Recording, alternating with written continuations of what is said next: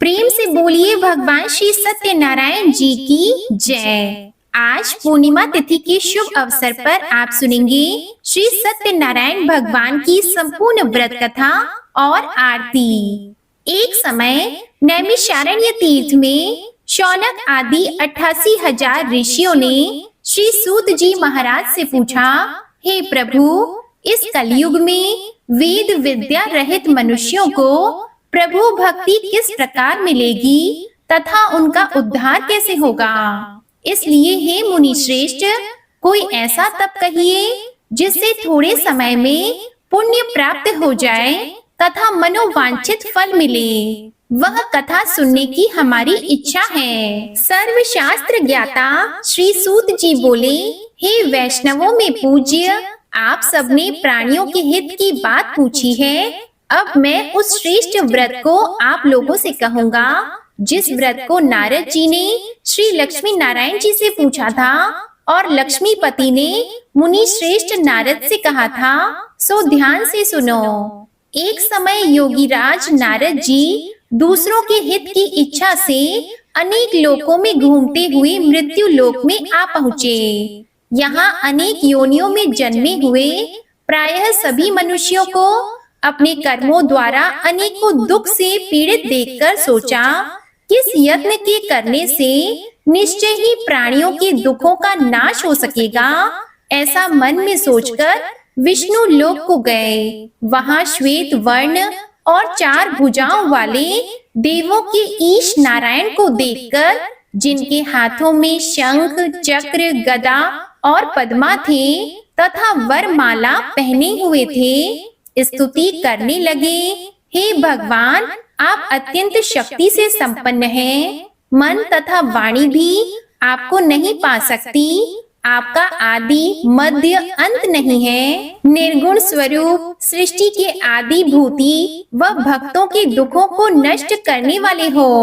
आपको मेरा नमस्कार है। नारद जी से इस प्रकार की स्तुति सुनकर श्री विष्णु भगवान बोले, हे मुनि श्रेष्ठ, आपके मन में क्या है? आपका किस काम के लिए आगमन हुआ है? निसंकोच कहो। तब नारद मुनि बोले, मृत्यु लोक में सब मनुष्य जो अनेक योनियों में पैदा हुए हैं, अपने अपने कर्मों के द्वारा अनेक प्रकार के दुखों से दुखी हो रहे हैं।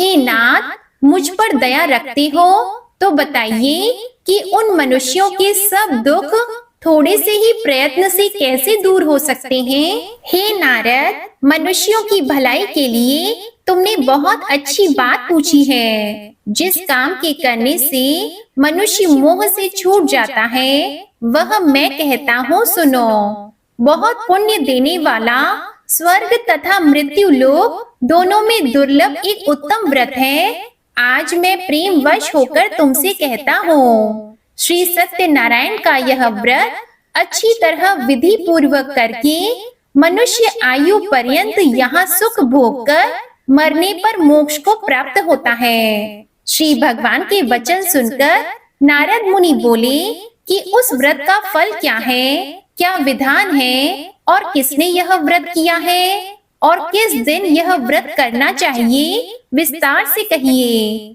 भगवान बोले, दुख शोक आदि को दूर करने वाला, धन धान्य को बढ़ाने वाला, सौभाग्य तथा संतान को देने वाला, यह व्रत सब स्थानों पर विजयी कराने वाला है। भक्ति और श्रद्धा के साथ किसी भी दिन मनुष्य श्री सत्यनारायण की शाम के समय ब्राह्मणों और बंधुओं के साथ धर्म परायण होकर पूजा करे। भक्ति भाव से नैवेद्य, केले का फल, घी, दूध और गेहूं का चूरण सवाया ले।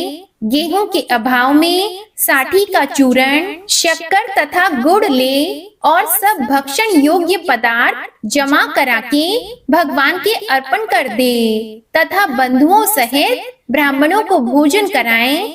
इसके पश्चात स्वयं भोजन करें। नृत्य गीत आदि का आचरण कर सत्यनारायण भगवान का स्मरण करते हुए समय व्यतीत करें। इस तरह व्रत करने पर मनुष्यों की इच्छा निश्चय ही पूरी होती है। विशेषकर कली काल में भूमि पर यही मोक्ष का सरल उपाय है। श्री सूत जी बोले, हे ऋषियों, जिसने पहले समय में इस व्रत को किया है उसका इतिहास कहता हूँ, ध्यान से सुनो। सुंदर काशीपुरी नगरी में एक अत्यंत निर्धन ब्राह्मण रहता था। वह भूख और प्यास से बेचैन हुआ नित्य पृथ्वी पर घूमता था। ब्राह्मणों से प्रेम करने वाले भगवान ने ब्राह्मण को दुखी देखकर बूढ़े ब्राह्मण का रूप धर उसके पास जाकर आदर के साथ पूछा, हे विप्र, नित्य दुखी हुआ पृथ्वी पर क्यों घूमता है? हे श्रेष्ठ ब्राह्मण, यह सब मुझसे कहो, मैं सुनना चाहता हूँ। तब ब्राह्मण बोला, मैं निर्धन ब्राह्मण हूँ, भिक्षा के लिए पृथ्वी पर फिरता हूँ। हे भगवान, यदि आप इसका उपाय जानते हो तो कृपा करके कहो। वृद्ध ब्राह्मण बोला कि सत्यनारायण भगवान मनोवांछित फल देने वाले हैं, इसलिए हे ब्राह्मण, तू उनका पूजन कर, जिसके करने से मनुष्य सब दुखों से मुक्त होता है। ब्राह्मण को व्रत का सारा विधान बताकर बूढ़े ब्राह्मण का रूप धारण करने वाले श्री सत्यनारायण भगवान अंतर ध्यान हो गए। जिस व्रत को वृद्ध ब्राह्मण ने बताया है मैं उसको करूँगा, यह निश्चय करने पर उसे रात में नींद भी नहीं आई। वह सवेरे उठकर श्री सत्यनारायण के व्रत का निश्चय करके भिक्षा के लिए चला। उस दिन उसको भिक्षा में बहुत धन मिला, जिससे बंधु बांधवों के साथ उसने सत्यनारायण का व्रत किया। इसके करने से वह ब्राह्मण सब दुखों से छूटकर अनेक प्रकार की संपत्तियों से युक्त हुआ। उस समय से वह ब्राह्मण हर मास व्रत करने लगा। इस तरह श्री सत्यनारायण भगवान के व्रत को जो भी करेगा वह सब पापों से छूटकर मोक्ष को प्राप्त होगा। आगे जो पृथ्वी पर सत्यनारायण का व्रत करेगा वह मनुष्य सब दुखों से छूट जाएगा। इस तरह नारद जी ने नारायण का कहा हुआ यह व्रत मैंने तुमसे कहा। हे विप्रो, मैं अब और क्या कहूँ? ऋषि बोले, हे मुनीश्वर, संसार में इस ब्राह्मण से सुनकर किस किस ने इस व्रत को किया, हम सब वह सुनना चाहते हैं। इसके लिए हमारे मन में श्रद्धा है। श्री सूत जी बोले, हे मुनियों, जिस जिसने इस व्रत को किया है वह सब सुनो। एक समय एक ब्राह्मण धन और ऐश्वर्य के अनुसार बंधु बांधवों के साथ व्रत करने को तैयार हुआ।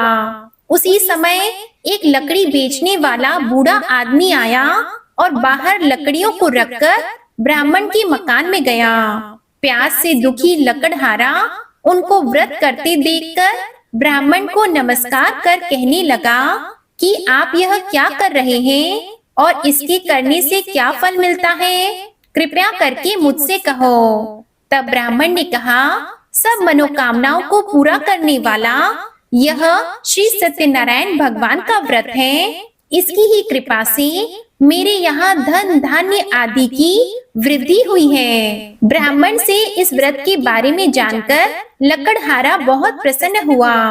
चरणामृत लेकर और प्रसाद खाने के बाद वह अपने घर को गया।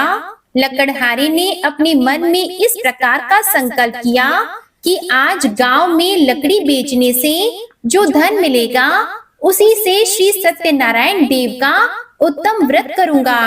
यह मन में विचार कर वह बूढ़ा आदमी लकड़ियां अपने सिर पर रखकर जिस नगर में धनवान लोग रहते थे वह ऐसे सुंदर नगर में गया।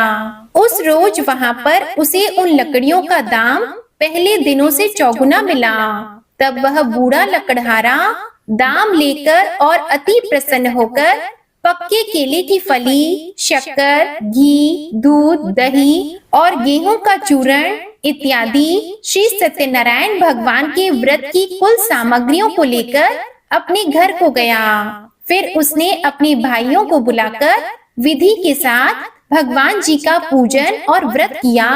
उस व्रत के प्रभाव से वह बूढ़ा लकड़हारा धन, पुत्र आदि से युक्त हुआ और संसार के समस्त सुख भोग कर बैकुंठ लोक को चला गया। श्री सूत जी बोले, हे श्रेष्ठ मुनियों, अब आगे की कथा कहता हूँ, सुनो। पहले समय में उल्कामुख नाम का एक बुद्धिमान राजा था। वह सत्य वक्ता और जितेंद्रिय था। प्रतिदिन देव स्थानों पर जाता तथा गरीबों को धन देकर उनके कष्ट दूर करता था। उसकी पत्नी कमल के समान मुख वाली और सती साध्वी थी। भद्रशीला नदी के तट पर उन दोनों ने श्री सत्यनारायण भगवान का व्रत किया। उस समय में वहाँ एक साधु वैश्य आया। उसके पास व्यापार के लिए बहुत सा धन था। वह नाव को किनारे पर ठहराकर राजा के पास आ गया और राजा को व्रत करते हुए देखकर विनय के साथ पूछने लगा, हे राजन, भक्ति युक्त चित्त से यह आप क्या कर रहे हैं? मेरी सुनने की इच्छा है, सो आप यह मुझे बताइए। तब राजा बोला, हे साधु, अपने बांधवों के साथ पुत्र आदि की प्राप्ति के लिए महाशक्तिवान श्री सत्यनारायण भगवान का व्रत और पूजन किया जा रहा है। राजा के वचन सुनकर साधु आदर से बोला, हे राजन, मुझसे इसका सब विधान कहो। मैं भी आपके कथन अनुसार इस व्रत को करूंगा। मेरे भी कोई संतान नहीं है और इससे निश्चय ही होगी। राजा से सब विधान सुनकर व्यापार से निवृत्त होकर वह आनंद के साथ घर गया। साधु ने अपनी स्त्री से संतान देने वाले उस व्रत का समाचार सुनाया और कहा कि जब मेरे संतान होगी तब मैं इस व्रत को करूंगा। साधु ने ऐसे वचन अपनी स्त्री लीलावती से कहे। एक दिन उसकी स्त्री लीलावती पति के साथ आनंदित होकर सांसारिक धर्म में प्रवृत्त होकर श्री सत्यनारायण भगवान की कृपा से गर्भवती हो गई तथा 10वें महीने में उसके एक सुंदर कन्या का जन्म हुआ। दिनों दिन वह इस तरह बढ़ने लगी जैसे शुक्ल पक्ष का चंद्रमा बढ़ता है। कन्या का नाम कलावती रखा गया। तब लीलावती ने मीठे शब्दों में अपने पति से कहा कि जो आपने संकल्प किया था कि भगवान का व्रत करूंगा, अब आप उसे करिए। साधु बोला, हे प्रिय, इसके विवाह पर करूंगा। इस प्रकार अपनी पत्नी को आश्वासन देकर वह नगर को गया। कलावती पितृगृह में वृद्धि को प्राप्त हो गई। साधु ने जब नगर में सखियों के साथ अपनी पुत्री को देखा तो तुरंत दूत बुलाकर कहा कि पुत्री के लिए कोई सुयोग्य वर देखकर लाओ। साधु की आज्ञा पाकर दूत कंचन नगर पहुंचा और वहां पर बड़ी खोज और देखभाल कर लड़की के लिए सुयोग्य वाणिक पुत्र को ले आया। उस सुयोग्य लड़के को देखकर साधु ने अपने बंधु बांधवों सहित प्रसन्न चित्त अपनी पुत्री का विवाह उसके साथ कर दिया। किंतु दुर्भाग्य से विवाह के समय भी उस व्रत को करना भूल गया। तब श्री भगवान क्रोधित हो गए और श्राप दिया कि तुम्हें दारुण दुख प्राप्त होगा। अपने कार्य में कुशल साधु बनिया जमाता सहित समुद्र स्थित रत्नपुर नगर में गया और वहां दोनों ससुर जमाई चंद्रकेतु राजा के उस नगर में व्यापार करने लगे। एक दिन भगवान श्री सत्यनारायण की माया से प्रेरित कोई चोर राजा का धन चुराकर भागा जा रहा था, किंतु राजा के दूतों को आता देखकर चोर ने घबराकर भागते हुए राजा के धन को वहीं चुपचाप रख दिया जहां वो ससुर जमाई ठहरे हुए थे। जब दूतों ने उस साधु वैश्य के पास राजा के धन को रखा देखा तो वे दोनों को बांधकर ले गए और प्रसन्नता से दौड़ते हुए राजा के पास जाकर बोले, यह 2 चोर हम पकड़ कर लाए हैं, देखकर आज्ञा दें। तब राजा की आज्ञा से उनको कठोर कारावास में डाल दिया और उनका सब धन छीन लिया। श्री सत्यनारायण भगवान के श्राप द्वारा उनकी पत्नी भी घर पर बहुत दुखी हुई और घर पर जो धन रखा था चोर चुरा कर ले गए। शारीरिक और मानसिक पीड़ा तथा भूख प्यास से अति दुखित होकर अन्न की चिंता में कलावती एक ब्राह्मण के घर गई। वहां उसने श्री सत्यनारायण भगवान का व्रत होते देखा। फिर कथा सुनी तथा प्रसाद ग्रहण करके रात को घर आई। माता ने कलावती से कहा, हे पुत्री, अब तक कहाँ रही व तेरे मन में क्या है? तब कलावती बोली, हे माता, मैंने एक ब्राह्मण के घर श्री सत्यनारायण भगवान का व्रत देखा है। कन्या के वचन सुनकर लीलावती भगवान के पूजन की तैयारी करने लगी। लीलावती ने परिवार और बंधुओं सहित श्री सत्यनारायण भगवान का पूजन किया और वर मांगा कि मेरे पति और दामाद शीघ्र आ जाएं। साथ ही प्रार्थना की कि हम सबका अपराध क्षमा करो। श्री सत्यनारायण भगवान इस व्रत से संतुष्ट हो गए और राजा चंद्रकेतु को सपने में दर्शन देकर कहा, हे राजन, दोनों वैश्यों को प्रातः ही छोड़ दो और सब धन जो तुमने ग्रहण किया है दे दो, नहीं तो मैं तेरा धन, राज्य, पुत्र आदि सब नष्ट कर दूंगा। राजा से ऐसे वचन कहकर भगवान अंतर ध्यान हो गए। प्रातः काल राजा चंद्रकेतु ने सभा में अपना स्वप्न सुनाया। फिर दोनों वाणिक पुत्रों को कैद से मुक्त करके सभा में बुलाया। दोनों ने आते ही राजा को नमस्कार किया। राजा मीठे वचनों से बोला, हे महानुभावों, भावी वर्ष ऐसा कठिन दुख प्राप्त हुआ है, अब तुम्हें कोई भय नहीं। ऐसा कहकर राजा ने उनको नए नए वस्त्र आभूषण पहनाए तथा उनका जितना धन लिया था उससे दूना धन देकर आदर सहित विदा किया। दोनों वैश्य अपने घर को चल दिए। सूत जी बोले, वैश्य ने मंगलाचार करके यात्रा आरंभ की और अपने नगर को चला। उनके थोड़ी दूर निकलने पर दंडी वेशधारी श्री सत्यनारायण भगवान ने उनसे पूछा, हे साधु, तेरी नाव में क्या है? अभिमानी वाणिक हंसता हुआ बोला, हे दंडी, आप क्यों पूछते हो? क्या धन लेने की इच्छा है? मेरी नाव में तो बेल और पत्ते भरे हैं। वैश्य का कठोर वचन सुनकर भगवान ने कहा, तुम्हारा वचन सत्य हो। दंडी ऐसा कहकर वहां से दूर चले गए और कुछ दूर जाकर समुद्र के किनारे बैठ गए। दंडी के जाने पर वैश्य ने नित्य क्रिया करने के बाद नाव को ऊंची उठी देखकर अचंभा किया और नाव में बेल पत्ते आदि देखकर मूर्छित होकर जमीन पर गिर पड़ा। फिर मूर्छा खुलने पर अत्यंत शोक प्रकट करने लगा। तब उसका दामाद बोला कि आप शोक न करें, यह दंडी का श्राप है, अतः उनकी शरण में चलना चाहिए, तभी हमारी मनोकामना पूरी होगी। दामाद के वचन सुनकर वह दंडी के पास पहुंचा और अत्यंत भक्ति भाव से नमस्कार करके बोला, मैंने जो आपसे असत्य वचन कहे थे उनको क्षमा करो। ऐसा कहकर महान शोकातुर होकर वह रोने लगा। तब दंडी भगवान बोले, हे वाणिक पुत्र, मेरी आज्ञा से बार बार तुम्हें दुख प्राप्त हुआ है, तो मेरी पूजा से विमुख हुआ।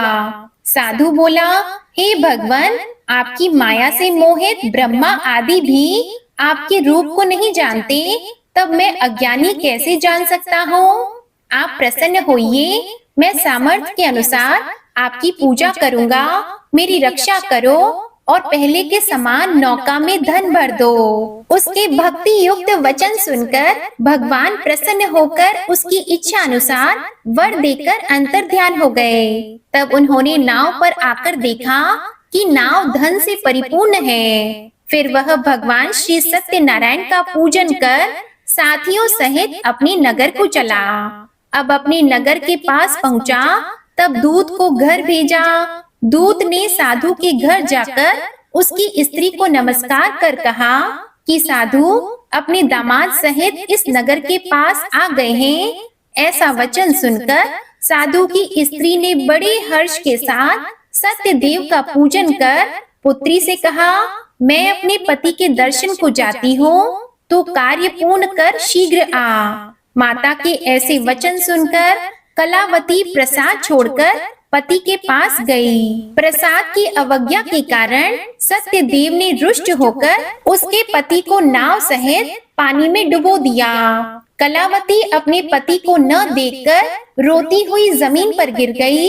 इस तरह नौका को डूबा हुआ तथा कन्या को रोता देख साधु दुखी होकर बोला, हे प्रभु, मुझसे या मेरे परिवार से जो भूल हुई है उसे क्षमा करो। उसके दीन वचन सुनकर सत्यदेव प्रसन्न हो गए और आकाशवाणी हुई, हे साधु, तेरी कन्या मेरे प्रसाद को छोड़कर आई है, इसलिए इसका पति अदृश्य हुआ है। यदि वह घर जाकर प्रसाद खाकर लौटे तो इसे पति अवश्य मिलेगा। ऐसी आकाशवाणी सुनकर कलावती ने घर पहुंचकर प्रसाद खाया, फिर आकर पति के दर्शन किए। इसके बाद साधु ने बंधु बांधवों सहित सत्यदेव का विधि पूर्वक पूजन किया। उस दिन से वह पूर्णिमा को श्री सत्यनारायण का पूजन करने लगा।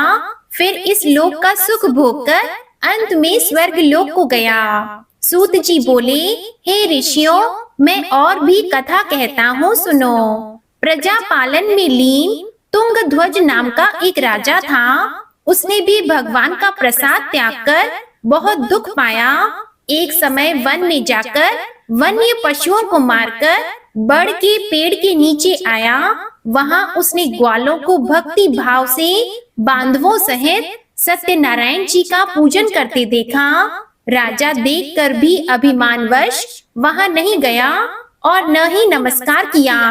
जब ग्वालों ने भगवान का प्रसाद उसके सामने रखा तो वह प्रसाद को त्याग कर अपनी सुंदर नगरी को चला। वहीं उसने अपना सब कुछ नष्ट पाया तो वह जान गया कि यह सब भगवान ने किया है। तब वह विश्वास कर ग्वालों के समीप गया और विधि पूर्वक पूजन करके प्रसाद खाया। तो सत्यदेव की कृपा से पहले जैसा था वैसा ही हो गया। फिर दीर्घ काल तक सुख भोग कर मरने पर स्वर्ग लोक को गया। जो मनुष्य इस परम दुर्लभ व्रत को करेगा, भगवान की कृपा से उसे धन धान्य की प्राप्ति होगी। निर्धन धनी और बंदी बंधन से मुक्त होकर निर्भय हो जाता है। संतानहीनों को संतान प्राप्ति होती है तथा सब मनोरथ पूर्ण होकर अंत में बैकुंठ धाम को जाता है। यह सत्य है। श्री सूत जी कहते हैं, ब्राह्मणों, आपको मैंने श्री सत्यनारायण व्रत की यह पावन कथा सुनाई है। इस व्रत का पालन करके मनुष्य सभी दुखों से मुक्त हो जाता है।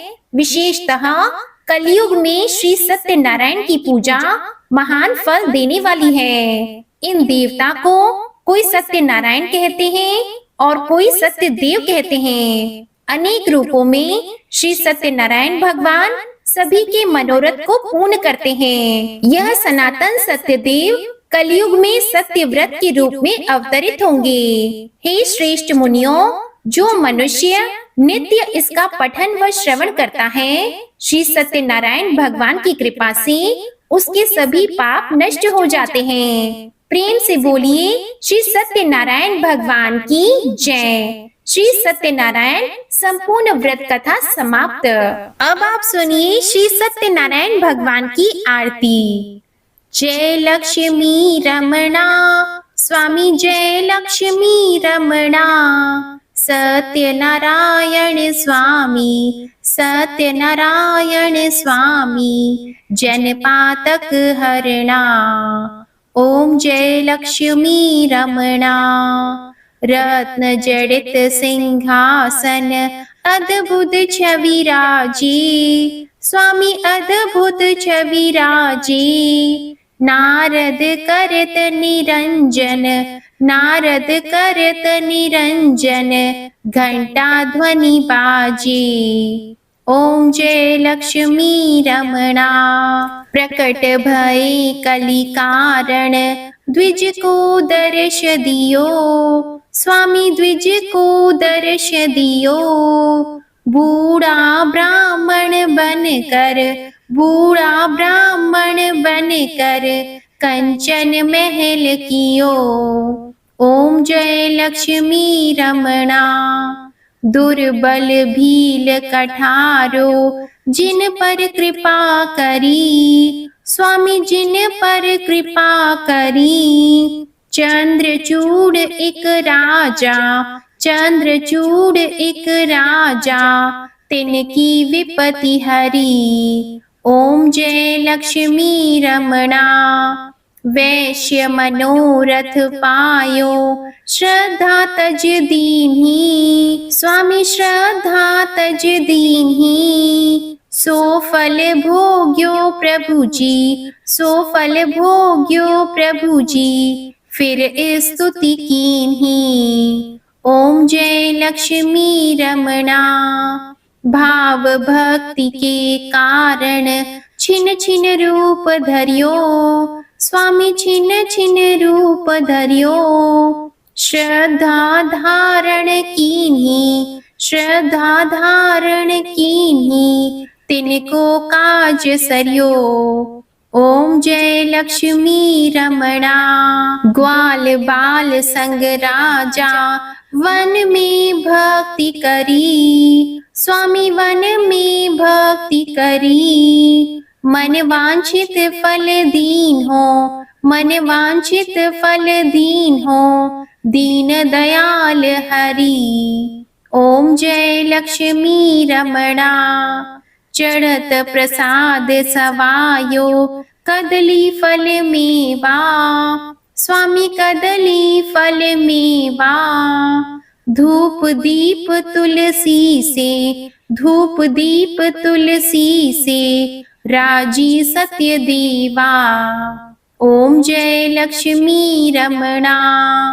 श्री सत्यनारायण जी की आरती जो कोई नर गावे, स्वामी जो कोई नर गावे, रिद्धि सिद्ध सुख संपत्ति, रिद्धि सिद्ध सुख संपत्ति, सहज रूप पावे। ओम जय लक्ष्मी रमणा। जय लक्ष्मी रमणा। स्वामी जय लक्ष्मी रमणा।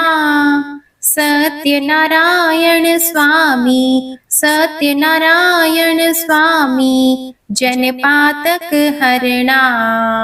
ओम जय लक्ष्मी रमणा। ओम जय लक्ष्मी रमणा। प्रेम से बोलिए श्री सत्यनारायण भगवान की जय। आज की कथा और आरती पसंद आए तो इस वीडियो को लाइक करके चैनल जरूर सब्सक्राइब कीजिएगा और कमेंट में श्री सत्यनारायण भगवान की जय भी जरूर लिखिएगा। इसी के साथ आप हमारे चैनल पर जेठ पूर्णिमा की व्रत कथा भी जरूर सुनिएगा। प्रेम से बोलिए श्री सत्यनारायण भगवान की जय।